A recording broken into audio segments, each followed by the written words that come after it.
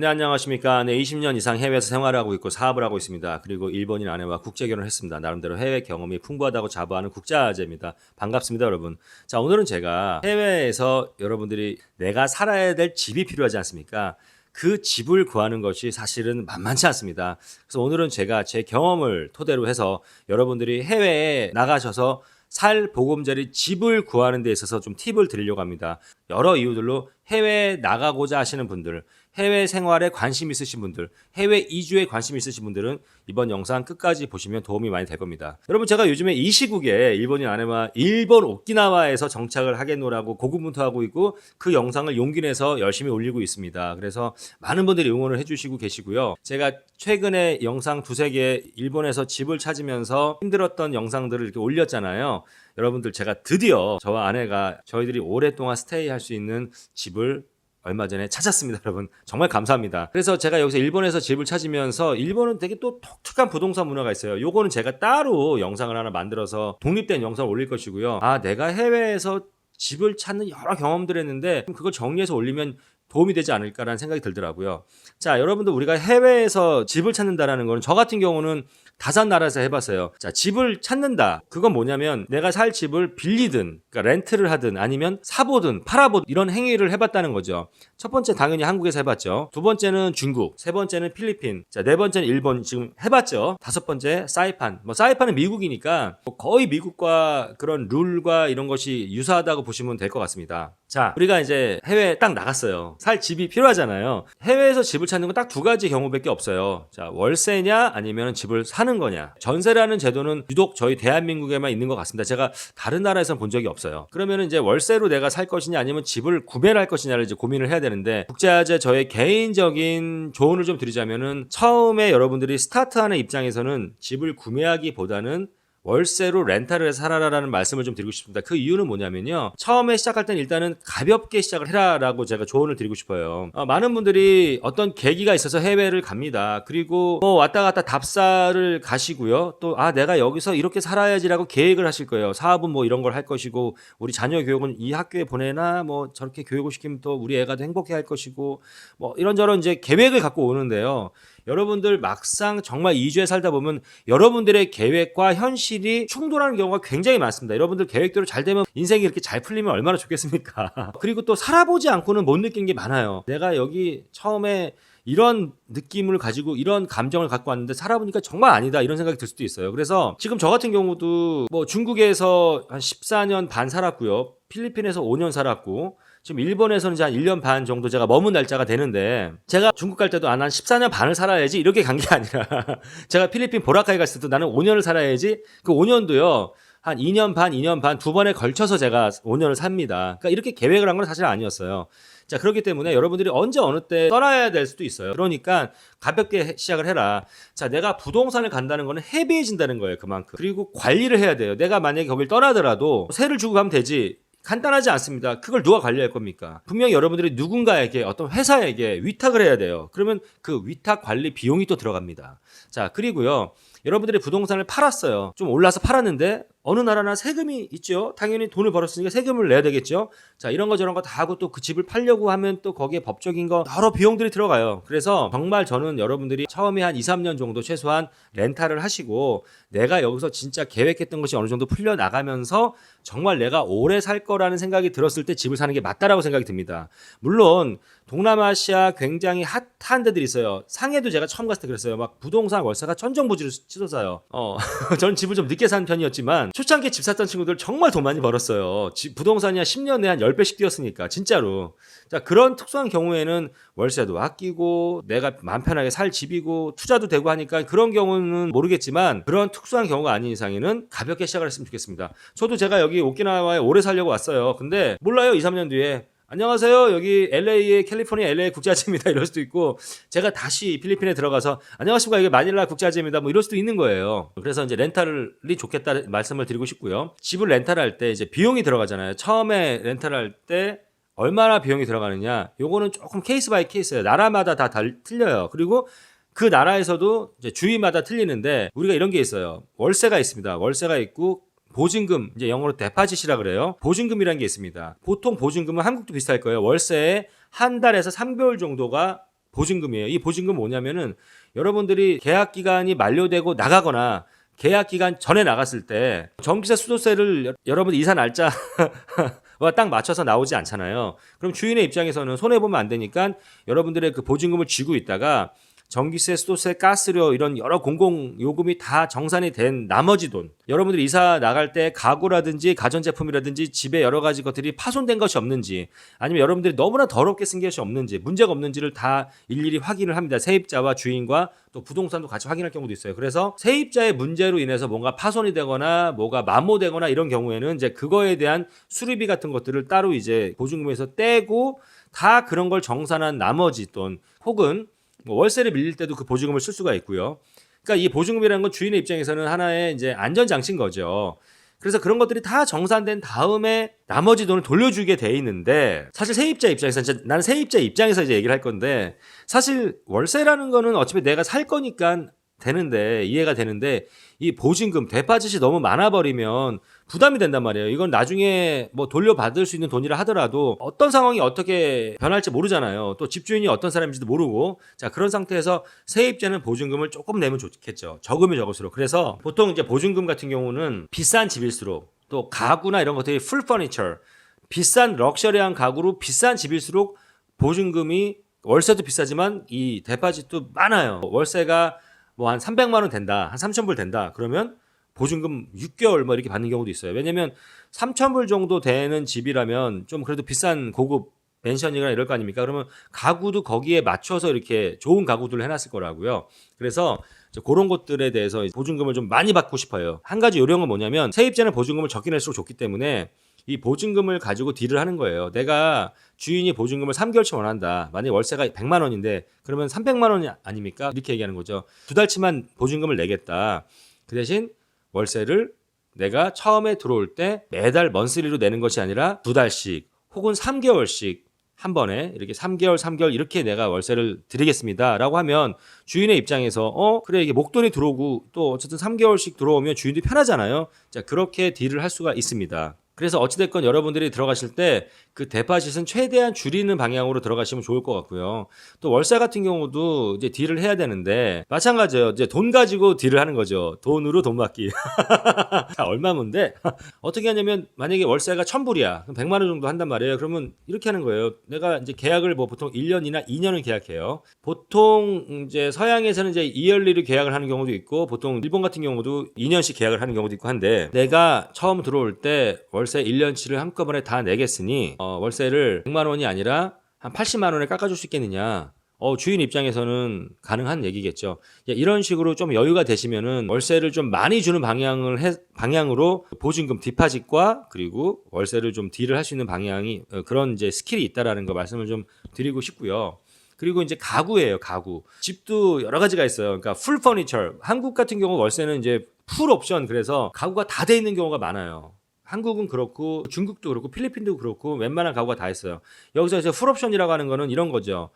침대, 세탁기, 에어컨, 가스레인지, 또 하다못해 전자레인지, 그리고 커피 메이커까지 정말 몸만 들어와 살 수 있으면 될 정도로 이제 그런 경우가 이제 우리가 풀 퍼니처라고 하는데, 그런 게 있고, 아니면 약간 이제 미들 중간 정도 되는 게 있어요. 정말 필요한 것들. 뭐 TV 이런 건 없고, 냉장고, 뭐 세탁기, 그리고 이제 가스레인지나 뭐 인덕션, 이제 요리해야 되니까 그런 것들, 그리고 에어컨, 뭐 요 정도만 되어 있는 거죠. 그다음에 침대, 뭐 큰 거 요런 것만 되어 있는 경우가 있고, 또 어떤 경우는 아무것도 없는 경우가 있어요. 일본이 그렇더라고요. 일본은 등도 없어요. 뭐 에어컨이고 세탁기고 아무것도 없는 게 그 기본 룰입니다. 일본 같은 경우는.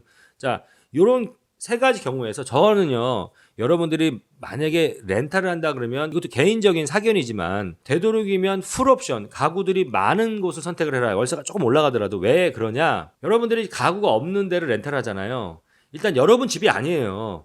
자, 가구나 뭐 가전제품, 여러분들이 나중에 정말 오래 살려고 집을 샀을 때, 내가 살 집을 구매했을 때는 투자해서 얼마든지 내 취향에 맞게, 또 내가 구매한 그 집 사이즈에 맞게 가구나 가전제품들을 다 들여올 수가 있어요. 그런데 어차피 이 집은 내 집도 아니고 내가 빌려 쓰는 공간입니다. 근데 내가 빌려 쓰는 공간에 가구를 막 사가지고 거기에 맞췄어요. 근데 내 집이 아니기 때문에 어쩔 수 없이 이제 이사를 가야 될 상황이 생긴단 말이에요. 그러면은 그것들을 가지고 또 이사를 해. 내가 사서 가든 집을 아니면은 또 렌탈을 하든.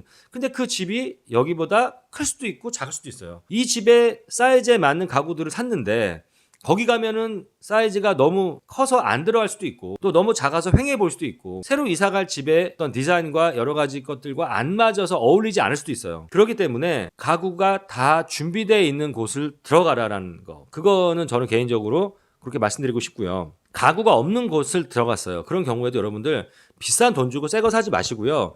뭐 요즘에 전 세계 다 이런 세컨 핸드 리폼 이런 것들이 굉장히 유행이거든요. 그러다 보니까 여러분들이 꼭 이것만큼 내가 새 거 사야 돼 이런 게 아닌 이상에는 그냥 중고 가전센터나 중고 가구 이런 데 가셔서 정말 괜찮은 것들을 저렴하게 득템해서 쓰시는 것이 좋을 것 같아요. 그리고 이제 그런 것들을 쓰시다가 정말 내가 내 집을 살 경우에는 이제 뭐 버리시거나 쓸만하면 또 쓰시고 그래서 초이스를 넓히는 게 좋아요. 일단은 해외 나가시면 내가 돈이 있고 없고를 떠나서 좀 가볍게 시작하시는 게 좋습니다. 가볍게.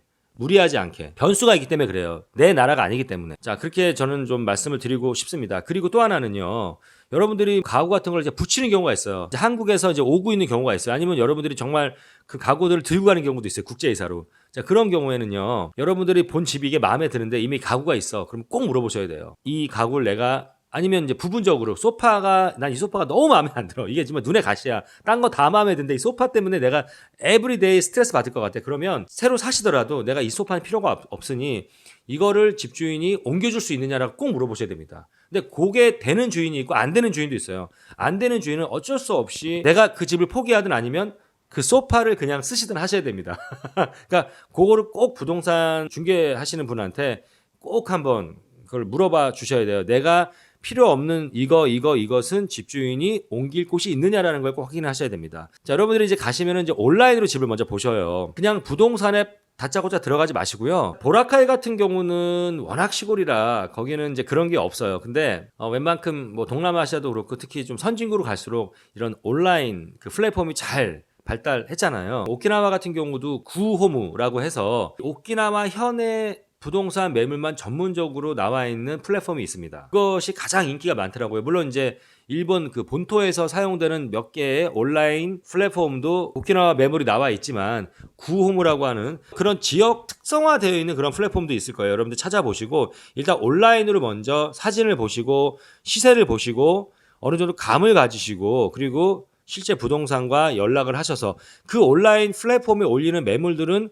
거의 다 개인이 아니라 부동산 업자들이 올리는 거거든요. 이 부동산이라는 것이 그냥 일반 자동차나 뭐 무슨 중고 사이트에서 이렇게 개인이 사고 팔고 하는 것처럼 간단하지가 않기 때문에 예, 금액도 워낙 크고 하기 때문에 거의 다 직접 집주인이 올리는 게 아니라 부동산 업자들이 다 올리는 매물이기 때문에 여러분들이 이제 전화를 하시면은 부동산 업자가 나 이런 걸 봤는데 온라인으로 이제 이러이러한 집인데 보고 싶다 그러면은 부동산 업자가 이제 그 집을 직접 보여드립니다. 당연히 반드시 보고 계약을 하셔야 되고요. 그리고 연락을 하셨을 때 부동산 업자한테는 내가 이러이러한 집이 뭐 가격대는 이 정도, 위치는 이런 위치, 내 요구사항을 어느 정도 알려줘서 시간을 절약하는 거예요. 내가 약속을 잡을 때 이거와 유사한 내가 지금 요 온라인으로 요 집을 좋아하는 이유가 있잖아요. 가격, 뭐 구조, 위치 이런 게 있지 않습니까? 그래서 이런 유사한 것이 있으면 몇 개 더 준비해 달라고 하시면은 그 부동산 그 중개 에이전트가 준비해 놓고 기다리고 있습니다. 그러면 훨씬 더 시간을 절약할 수가 있어요. 자, 그렇고요. 이제 집을 찾을 때 여러분들이 그 지역을 잘 모르시잖아요. 잘 알고 있는 지역이 당연히 아니지 않습니까? 뭐 온라인으로 사진도 괜찮고 이렇게 직접 부동산 에이전트랑 같이 가서 눈으로 확인해도 다 괜찮아. 조건도 좋아. 덥석하지 마시고요. 여러분들 분명히 주변 환경을 분명히 보셔야 됩니다. 예를 들어서 이런 경우가 있어요. 집을 여기가 좋아서 고르고 싶은데 차도가 여기는 유독 병목 현상이 일어나는 곳이야. 그러니까 늘 24시간 차가 막히는 곳이야. 이런 걸 우리가 모를 수 있잖아요. 저 오키나와 같은 경우는 이제 시골로 가는 경우에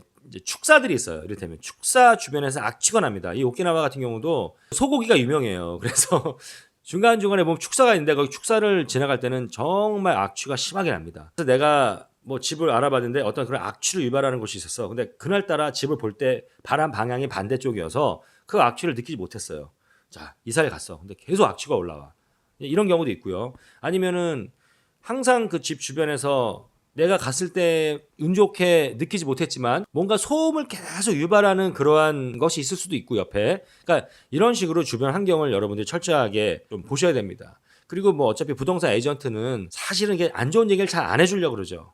기본적으로. 왜냐면은 빨리 이렇게 계약이 성사가 돼야 본인이 또 이렇게 수익이 생기기 때문에 웬만하면은 좀 안 좋은 것보다 좋은 걸 많이 부각을 하려고 합니다. 그래서 여러분들이 여기가 집이 마음에 든다고 했을 때 덥석 계약하지 마시고 꼭 주변 환경, 교통, 그 다음에 어떠한 소음을 유발하는 것이 없는지, 악취를 유발하는 것이 없는지 이런 것들을 꼭 확인해 보셔야 된다. 이런 얘기를 좀 드리고 싶습니다. 그리고 또 중요한 게 인터넷입니다. 요즘에 뭐 인터넷 없으면 살 수가 없을 정도로 인터넷이 중요한데요. 자꾸 우리들이 대한민국 기준으로 생각을 하시면 안 돼요. 해외 나가면 저희 대한민국은 정말 전 세계 인터넷 넘버원 아닙니까? 속도도 가장 빠르고 인터넷망도 가장 많고 서비스도 정말 좋아요. 근데 아무리 뭐 일본도 한국에 비하면 제가 늘 인터넷 후진국이라고 얘기를 하고 미국이나 유럽도 한국보다 훨씬 인터넷 환경이 안 좋습니다. 이런 경우가 있어요. 이 집이 너무 좋은데 여기가 인터넷 신호가 되게 안 좋은 데가 있어요. 그리고 어떤 특정 통신사만 되는 데가 있어요. 그 통신사가 굉장히 비싸고 또 그 통신사가 서비스도 안 좋은데 거기만 잡혀 뭐 이런 데가 있어요. 필리핀은 특히 그런 데가 많습니다.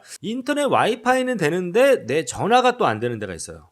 근데 전화 신호는 돼. 근데 인터넷이 또 안 잡히는 데가 있어요. 데이터가. 뭐 이런 것들 굉장히 많이 좀 여러분들이 인터넷을 따져봐야 됩니다. 그냥 뭐 집을 찾았어. 집도 좋고 가구도 다 마음에 들고 가격도 착하고 위치도 마음에 들고 다 좋아. 그리고 뭐 소음을 유발하는 것도 없고 다 좋은데 계약을 덥석했어. 전화가 안 돼요. 전화가 안 돼서 맨날 저 베란다 가갖고 전화 비즈니스 전화인데 베란다 가서 비 맞고 전화 받고 이런 경우 정말 많습니다. 그리고 인터넷이 안 잡혀.